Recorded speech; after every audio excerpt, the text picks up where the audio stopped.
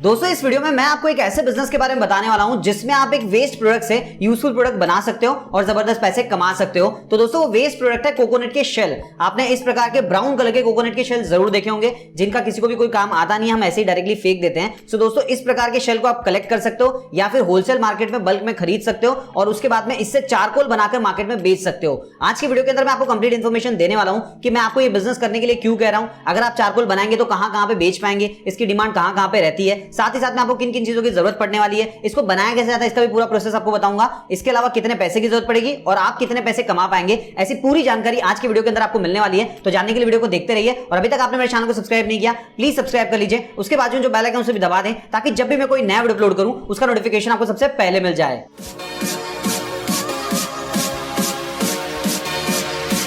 हे दोस्तों, मेरा नाम है रजनीकांत शर्मा और आप देख रहे हैं कमाओ और कमाने दो यूट्यूब चैनल। चलिए दोस्तों सबसे पहले यही बात कर लेते हैं कि किसी भी इंसान को इस तरीके का बिजनेस क्यों करना चाहिए। देखिए दोस्तों इसके पीछे बहुत सारे कारण हैं। सबसे बड़ा कारण तो यह है कि हमारे घर में आज के टाइम में जो भी इलेक्ट्रिसिटी आती है उसमें से 75% इलेक्ट्रिसिटी थर्मल पावर प्लांट से बनाई जाती है। और मैं आपको एक चीज क्लियर कर दूं, ये जो थर्मल पावर प्लांट होते हैं यहाँ पे इलेक्ट्रिसिटी जनरेट करने के लिए कोयले का इस्तेमाल किया जाता है। इसके अलावा दोस्तों हमारे देश में जितने भी घर हैं उनमें से 54% घर में आज के टाइम में भी लकड़ी का इस्तेमाल होता है या उससे बने कोयले का इस्तेमाल होता है या फिर गोबर से बने हुए उपले का इस्तेमाल किया जाता है। इसके अलावा दोस्तों ये चीज आप खुद भी जानते होंगे, कोयला जो है वो नेचुरल रिसोर्सेस है, हमको खदानों से मिलता है और उसकी जो मात्रा है बहुत ही लिमिटेड है। एक ना एक दिन कोयला खत्म हो जाएगा, इसीलिए उसका अल्टरनेटिव हमने क्या ढूंढा है कि हम अलग अलग पेड़ों को काटते हैं और उनसे कोयला बनाते हैं। अब दोस्तों पेड़ों को काटने से हमारे एनवायरमेंट पे क्या नुकसान होता है ये मुझे आपको बताने की जरूरत नहीं है, उम्मीद आप भली बात ही समझते होंगे। वहीं दोस्तों दूसरी तरफ अगर आप देखेंगे तो ये जो नारियल के शेल होते हैं ये ज्यादातर कुछ काम के होते नहीं, लोग इनको ऐसे ही फेंक देते हैं। हर साल लगभग 5 टन नारियल के शेल जो होते हैं वो ऐसे ही वेस्ट हो जाते हैं, धरती के अंदर दब जाते हैं और डीकंपोस्ट हो जाते हैं। सो दोस्तों हम क्या कर सकते हैं, इस प्रकार के जो नारियल के शेल होते हैं जो ब्राउन कलर के आप स्क्रीन के ऊपर देख पा रहे हैं, इनसे हम कोयला बना सकते हैं और उन सभी इंडस्ट्रीज में सप्लाई कर सकते हैं जहां पे कोयले की जरूरत पड़ती है।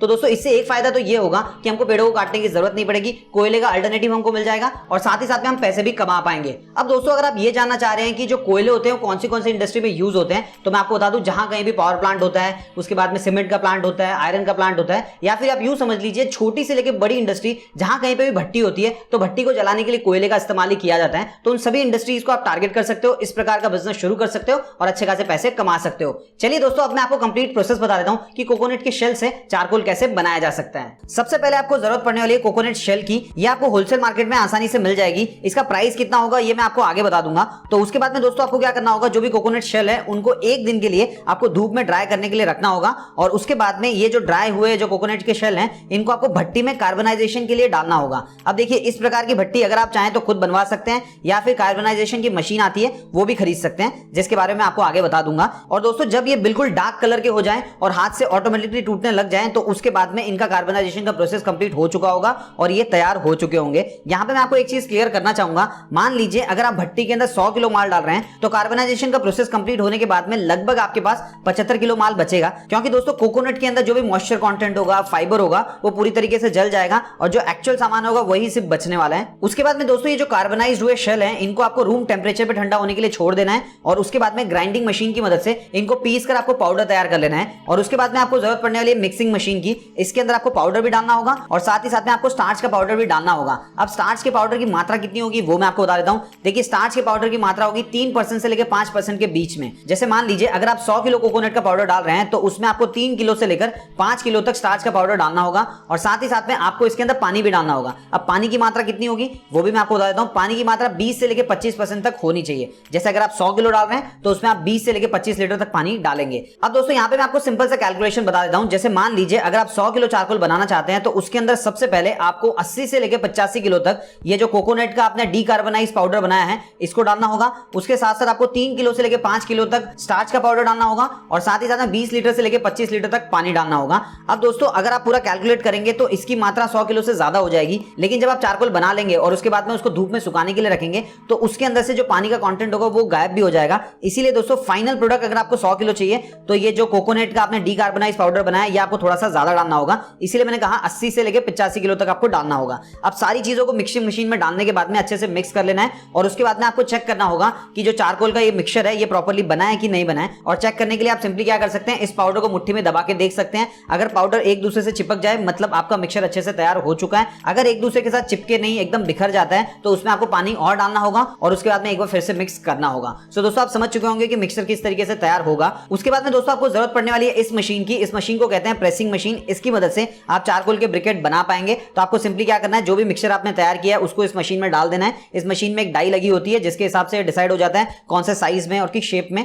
आपको चारकोल के ब्रिकेट बनाने हैं। उसके बाद में दोस्तों इस मशीन के अंदर आप ये जो नीचे दिया गया होल देख पा रहे हैं, इससे ब्रिकेट बाहर आने लगेंगे और उसे छोटे छोटे टुकड़ों में काट दिया जाएगा। और उसके बाद में ये जो ब्रिकेट्स है इनको आपको धूप में सुखाने के लिए रखना होगा, या फिर आप ड्राइंग ओवन भी ले सकते हैं, उसके अंदर भी सुखा सकते हैं। और उसके बाद में फाइनली आपका चारकोल बनकर तैयार हो जाएगा, जिसको आप मार्केट में बेचने के लिए भेज सकते हैं। तो दोस्तों आप समझ चुके होंगे किस प्रकार कोकोनट के शेल से चारकोल को बनाया जाता है। तो आप भी इसी प्रकार बना के मार्केट में बेच सकते हैं। आप कोई भी अगर ये बिजनेस शुरू करना चाहता है तो उसको किन किन मशीन्स की जरूरत पड़ेगी और साथ ही साथ में और कौन से चीजों की जरूरत पड़ेगी वो मैं आपको बता देता हूं। तो सबसे पहले तो आपको 5 मशीन की जरूरत पड़ने वाली है, जिसमें सबसे पहली मशीन होगी कार्बनाइजिंग मशीन। दोस्तों इस मशीन की मदद से जो कोकोनट के शेल होंगे उनका कार्बनाइजेशन का प्रोसेस हो पाएगा। दूसरी मशीन है ग्राइंडिंग मशीन। इस मशीन की मदद से जो कोकोनट के शेल हैं जो कार्बनाइज हो चुके हैं उनको आप पीस के पाउडर बना पाएंगे। तीसरी मशीन है मिक्सिंग मशीन। दोस्तों चारकोल बनाने के लिए जिन जिन रॉ मटेरियल की जरूरत पड़ती है उनको अच्छे से मिक्स करने के लिए आपको इस मशीन की जरूरत पड़ने वाली है। चौथी मशीन है ब्रिकेट मेकिंग मशीन। इस मशीन की मदद से आप चारकोल के ब्रिकेट बना पाओगे। पांचवी और आखिरी मशीन है चारकोल ड्रायर।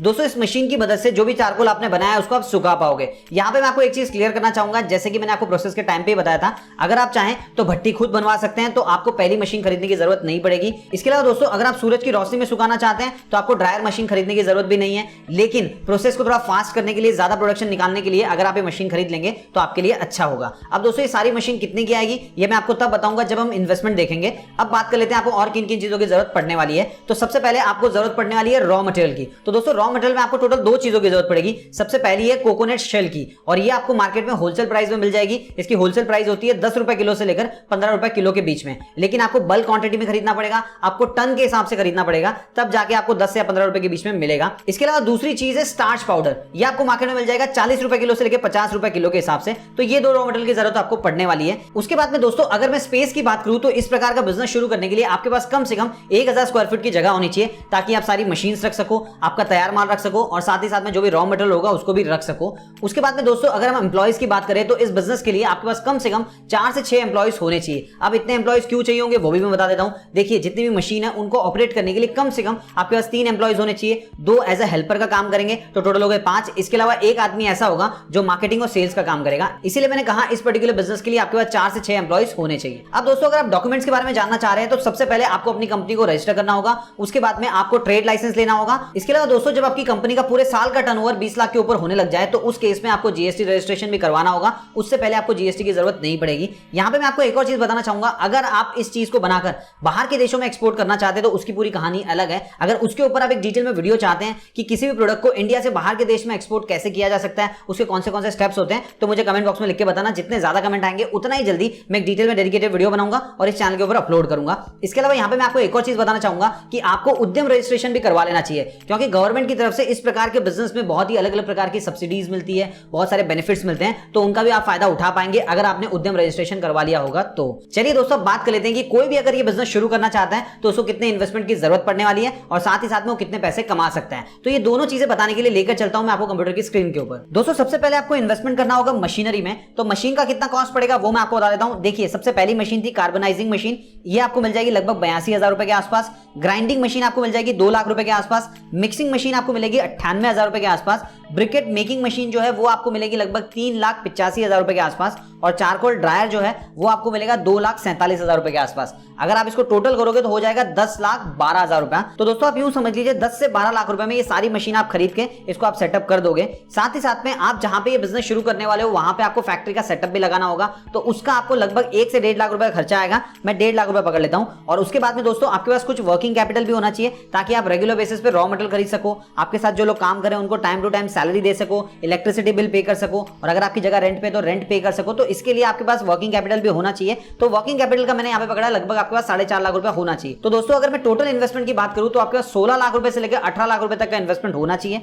अगर आपके पास इतने पैसे होंगे तो इस बिजनेस को आप आसानी से शुरू कर पाएंगे, लेकिन इतने पैसे नहीं होंगे तो आप इस बिजनेस को स्मूथली रन नहीं कर पाएंगे। अब दोस्तों बात कर लेते हैं इतना पैसा इन्वेस्टमेंट करने के बाद में आप कितने पैसे इस पर्टिकुलर बिजनेस से कमा सकते हैं। दोस्तों सबसे पहले बात कर लेते हैं 1 किलो चारकोल बनाने के लिए आपका कितना खर्चा आने वाला है। सो दोस्तों जैसे कि मैंने आपको बताया था, आपको 800 से लेकर 850 ग्राम कार्बनाइज कोकोनट शेल तेल की जरूरत पड़ेगी, तो यहाँ पे मैं उसका प्राइस पकड़ लेता हूँ 15 रुपया। उसके बाद में दोस्तों आपको लगभग 50 ग्राम स्टार्च पाउडर की जरूरत पड़ेगी, जिसका प्राइस हो जाएगा 2.5 रुपए के आसपास। उसके बाद में दोस्तों आपको 250 ml वाटर की जरूरत पड़ेगी, तो उसका मैं पकड़ लेता हूँ 50 पैसा, और साथ ही साथ में पैकिंग मटेरियल का मैं पकड़ लेता हूँ 2 रुपया। तो टोटल अगर हम करें तो होता है 20 रुपया। मतलब 1 किलो कोकोनट शेल से अगर आप चारकोल बनाते हैं तो आपका मेकिंग कॉस्ट पड़ेगा 20 रुपया, और मार्केट में इसका जो रिटेल प्राइस चल रहा है वो चल रहा है 30 रुपए से लेकर 40 रुपया पर केजी के हिसाब से। अगर आप इसको 25 रुपए किलो के हिसाब से भी बेचते हैं तो आपको पर केजी के ऊपर 5 रुपए का प्रॉफिट होगा। और मैं आपको बताना चाहूंगा जितनी मशीन्स मैंने आपको बताई है उनकी कैपेसिटी ऐसी है कि आप 1 घंटे के अंदर 200 किलो माल बना सकते हैं। तो अगर आपकी मशीन दिन में 8 घंटे भी चलती है तो लगभग 1600 किलो माल आप बना पाएंगे। अब दोस्तों 1 किलो पे अगर आपको 5 रुपए का प्रॉफिट हो रहा है तो 1600 किलो पे आपको प्रॉफिट हो जाएगा 8000 रुपए का। मतलब एक दिन में आप 8000 रुपए कमा सकते हैं और महीने का हो जाएगा 2,40,000 रुपया। अब दोस्तों ये जो अमाउंट है ये ग्रॉस प्रॉफिट है, ये आपका नेट प्रॉफिट नहीं है, क्योंकि इसमें से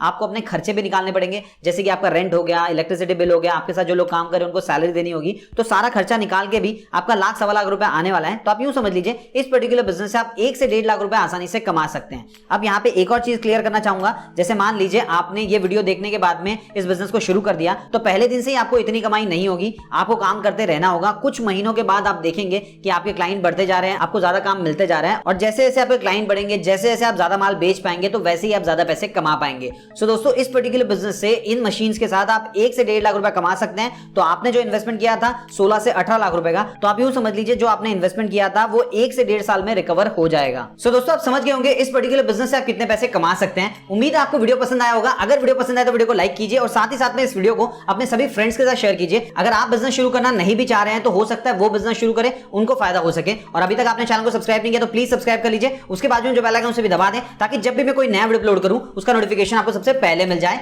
तो मिलते हैं दोस्तों अगले वीडियो में फिर नए कमाने के तरीकों के साथ।